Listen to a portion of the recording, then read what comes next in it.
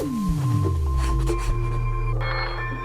we are back with this 2008 Chevy Impala. It's the one I just put that blend door actuator on, and we put the door module in because the door wouldn't unlock with the key fob.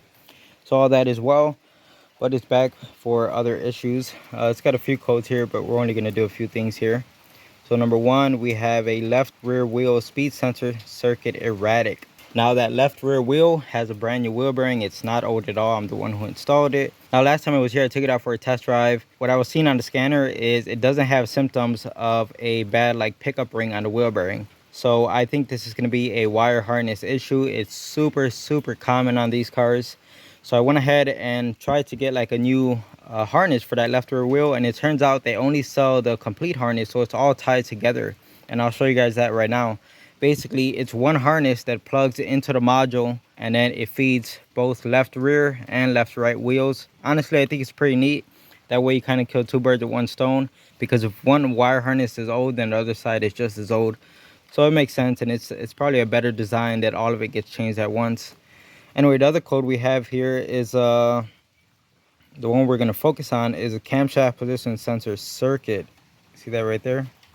So this car has the original camshaft sensor on it, so we're going to go ahead and change that out. And I also ordered a new pigtail for that sensor just in case we need it once we get in there and we see what it looks like. So it's what I want to start with first. I'm going to go ahead and start taking everything apart on the engine to get to that sensor. All right, so I moved what I had to move out of the way. You can see we got the power steering pump right here because it sits right above the sensor. And here goes the sensor right here, so let's have a closer look at it. First thing I noticed is it looked like it's saturated in some sort of fluid, which I'm going to assume is power steering fluid just because the pump sits right above it, but it could very much be oil just as well. But if you look at the harness, like the wires going into the connector, they look like they're kind of smashed. I don't know what from. I don't know if that harness makes contact with the power steering pump or not. This makes me feel a lot better about picking up that pigtail harness. So I got the harness disconnected from the sensor, and it was sitting in there just like this. So when you flip it around, what do you see? Copper wire, guys. That right there is going to be our erratic signal. See, the harness has been compromised, and if you look inside of here, you can see signs of fluid getting inside of here. So again, just more issues. So now I'm really glad that I picked up the new harness. So let's go ahead and change out the sensor first. We'll clean out this area, get the air gun, and just blow all of this out before we start doing anything. And the part I'm using is a OEM part. It's none of that Duralast crap. So we didn't get in the zone. Auto zone. Not this time, guys. Not this time. So I got the new sensor installed, as you can see down there. Now this thing, the harness, the more I peel back on it, I see that there is exposed wire pretty much on all three wires. So yeah, it wasn't just one of the wires. The problem here is this thing sits way tucked inside of here, and it just completely gets baked with the heat, and that's why everything's real brittle.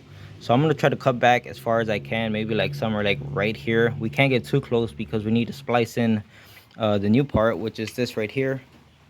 So you can see it comes with way more wire than you need. So we're just going to go ahead and trim that down. Now, unfortunately, I'm not going to be soldering anything. I'm just going to be crimping these things together because it looks like my soldering iron just kind of gave up the ghost. It's not really happy today. It doesn't really want to work. I tried messing with it and it doesn't look like it's going. So I'm just going to mess with it a little bit longer, but I may end up just having to buy a new soldering iron. Freaking tools, it's never ending, right? You always got to keep buying crap. So I'm pretty much done here. There goes my connections. Everything is crimped. And after the crimp, I sprayed the connections with CRC to protect from any corrosion. And then I put the heat shrink over it, as you can see. That's what CRC is actually made for protecting electrical connections. So it's absolutely perfect for a job like this. Now, I thought about what I'm going to put over this, but I don't think I should put anything over it because I have Tessa tape, but that's like a fabric. And you don't want to tuck any of that stuff in a really hot area like this because I just tested it with a flame and it just catches on fire instantly. Electrical tape, we all know that's going to unravel as soon as it starts to get hot and, you know, cold and hot again. So that's kind of a shitty solution. Honestly, I'm thinking of just leaving the wires like this. At least it gives the wires some space to breathe. If you wrap them up in something, they're just going to get hotter, you know, and become very brittle over time. At least if you leave them open like this and just plug it into where they go, they could dissipate the heat. So I think that's what I'm going to do, and just make sure that the wires aren't touching anything. Here we have it. I routed the wires just how it was from factory. They kind of tucked inside of there. They come around and they go right into the connector like a hard 90-degree bend, and the wires aren't touching anything. So I think it'll be absolutely fine. The reason why it's bent like that real hard is because I think this comes really close to the power steering pump, so you have to bend the wires like that so they don't rub on that pump. But it looks good to me. I don't think we're gonna have any issues with this, so it should be fine. The new part did come with a locking tab on it. The original one was missing it. I'm pretty sure someone's been in here before. The sensor that came out of it just didn't look original, and the fact that the screw was loose and it's missing the locking tab, so of course someone's been in here, right? That's looking like a good repair to me, guys. Let me go ahead and start putting all of this back together. So everything is put back together, topped off the power steering fluid. I may have to bleed that out. There we go, started right up like a champ. Everything sounds good. Yeah, gotta bleed out the power steering fluid. So let me go ahead and do that. All right, guys, so I'm not done here. Everything with the sensor went perfectly fine, but as you can see, I had to take everything back apart again. Basically, I couldn't get the power steering system to bleed out. There was just constant air coming out and the pump was whining. Then it got to a point where all of a sudden the fluid kept draining out of the reservoir, and I look on the ground and sure enough, it's just dumping out. So I had to take it back apart to see what's wrong. And it turns out this line, you see this line right here, turns into a hard line, and then it has a fitting right there. Well, for me moving the whole assembly over to the side like this, it actually tweaked that fitting, and I guess it wasn't on there tight enough. So it tweaked the fitting and loosened it. So that's where all the fluid was dumping out of. And I just grabbed my wrench and I go to move it to see if it was tight, and sure enough, it was loose. So unfortunately, I have to take all this crap back apart again because of a loose fitting. But it doesn't look like anything is damaged, so I should be able to tighten it up and put it back together. As you can see, I got the whole thing out again, and this fitting was so loose I could turn it on my fingers. You know what's funny is when I was putting it all back together, I saw this fitting and I was like, should I check that and make sure it's tight? And I thought to myself, like, no, I didn't touch it. There's no reason for it to be loose. So I didn't bother with it. Shame on me. I should have just checked it for the hell of it, because I did twist it around, and sometimes these type of fittings don't like that when they get moved. So it was very loose. Tighten it down. It's very snug now. So I'm going to go ahead and clean up this whole mess that I have here and then put everything back together.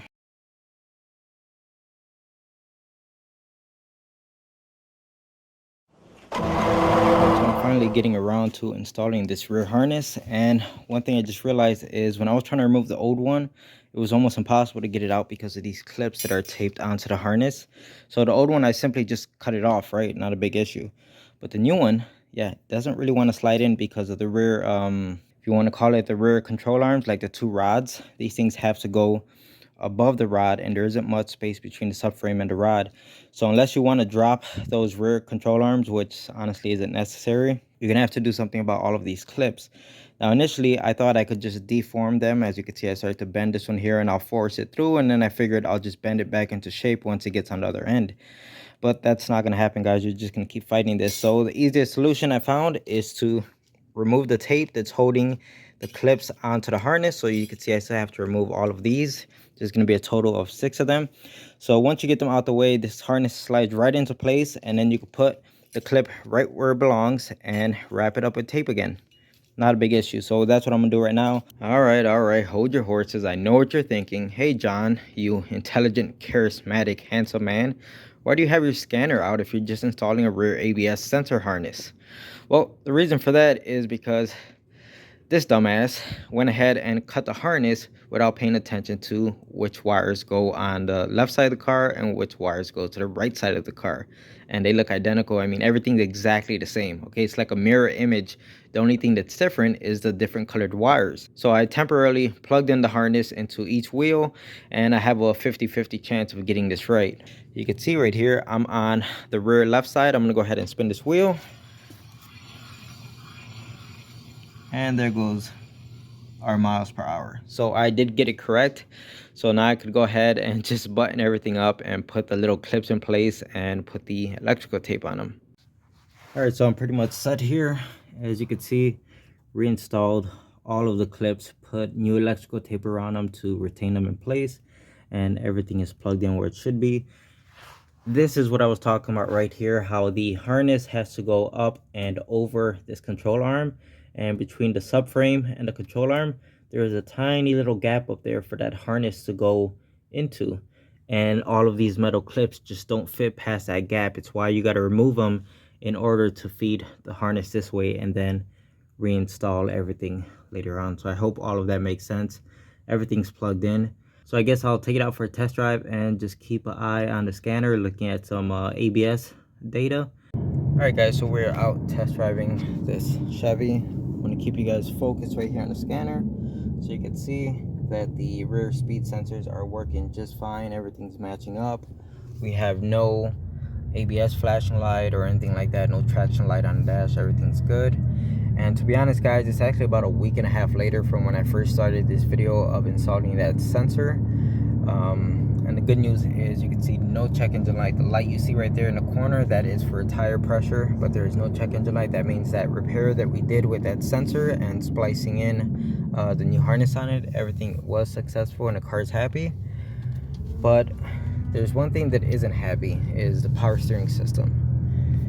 You guys saw that night that the power steering was whining like crazy, and I found out that it was just dumping the fluid out the bottom. So I removed the pump, tightened up that line that had come loose all by itself, and that night I still couldn't get the pump to be quiet. It kept making all this noise, but the woman needed her car back, so I told her, you know what, here, take the car back, and I'll continue to bleed the system once you bring it back to install that rear speed sensor harness.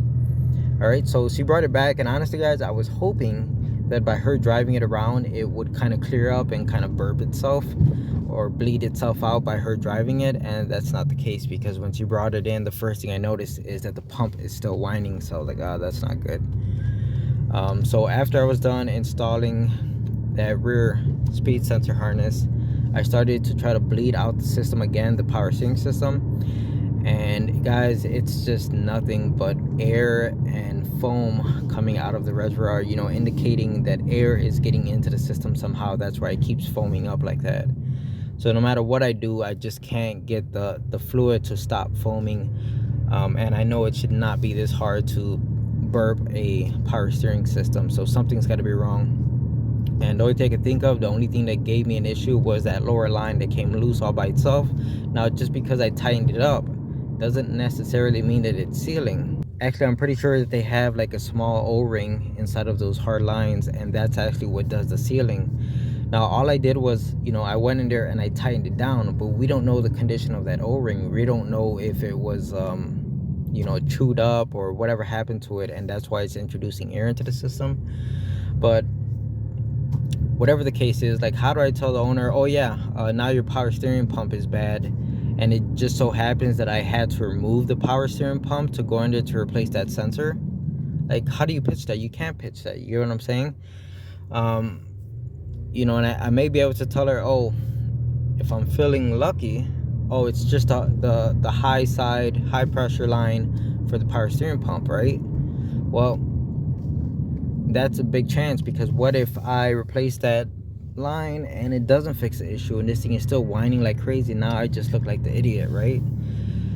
So honestly guys, I think this looks like one of the situations where I'm going to be installing a power steering pump and possibly a high pressure side line on this car for free.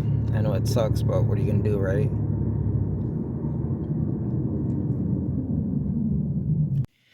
We are back with this Impala. It's probably like another week and a half, something like that. And right there in that box, we have a new power steering pump.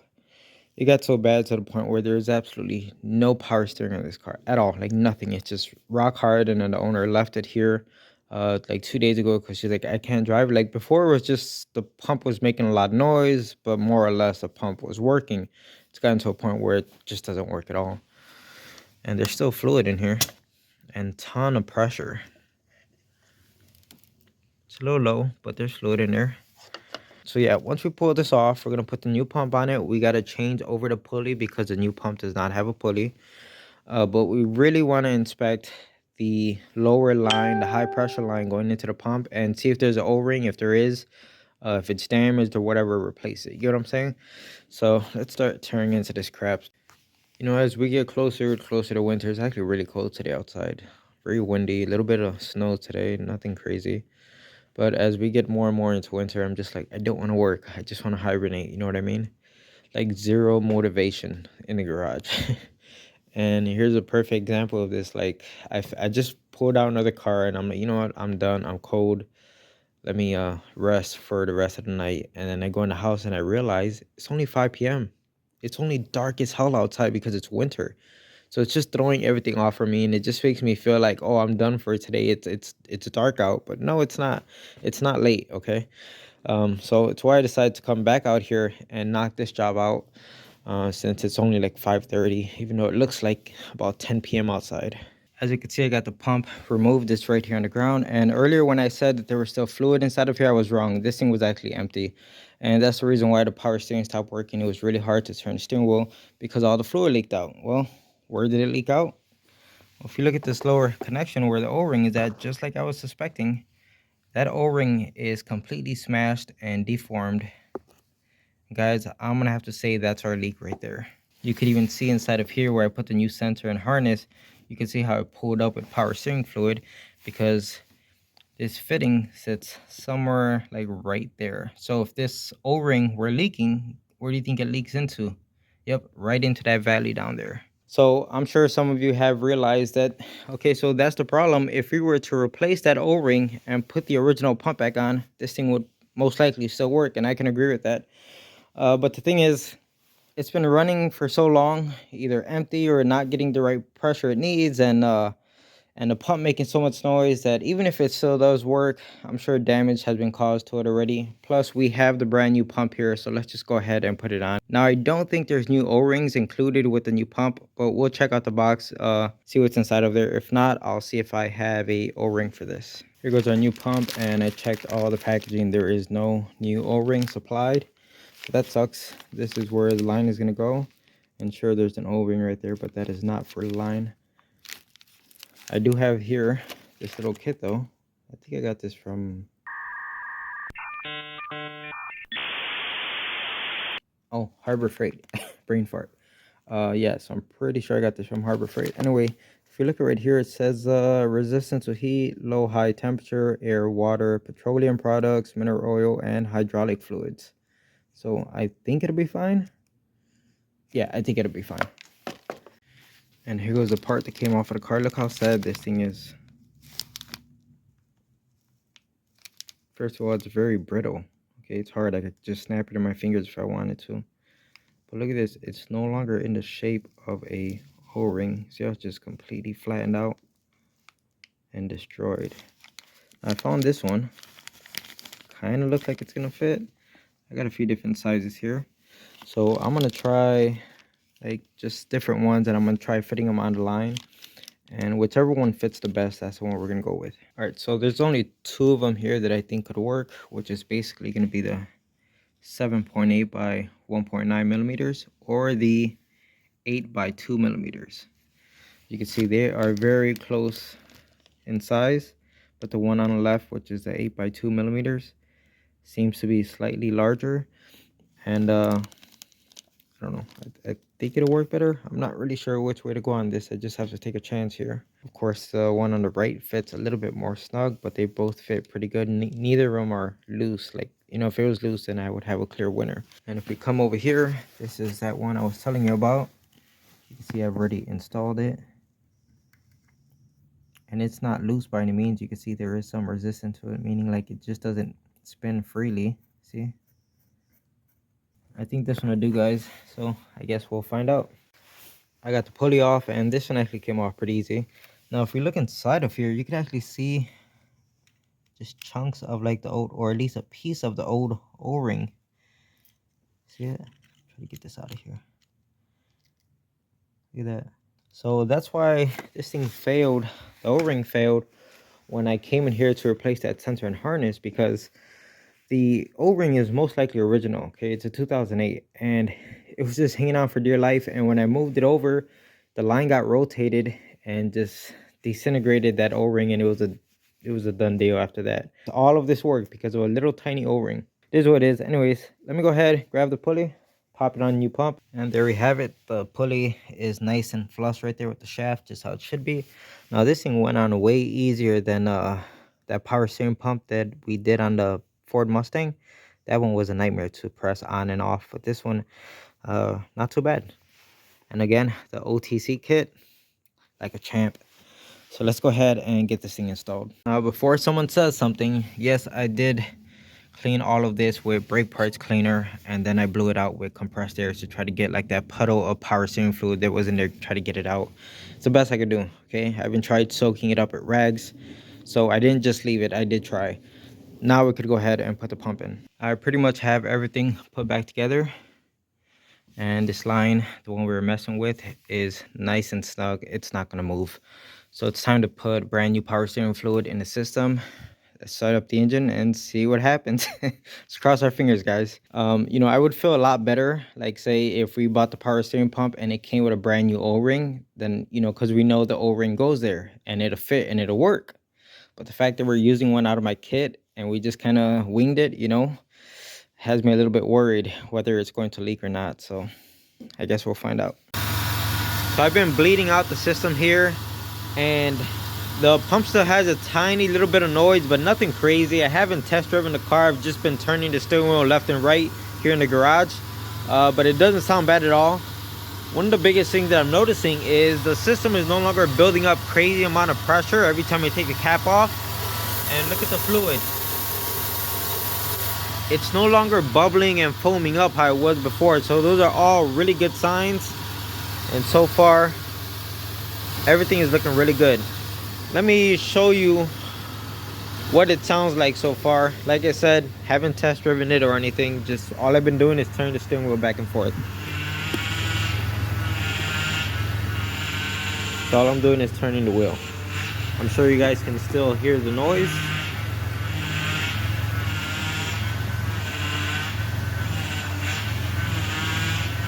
So I've just been repeating that process, moving the steering wheel back and forth.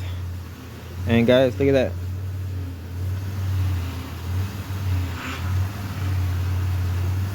The noise is just about completely gone. It's alive! It's alive!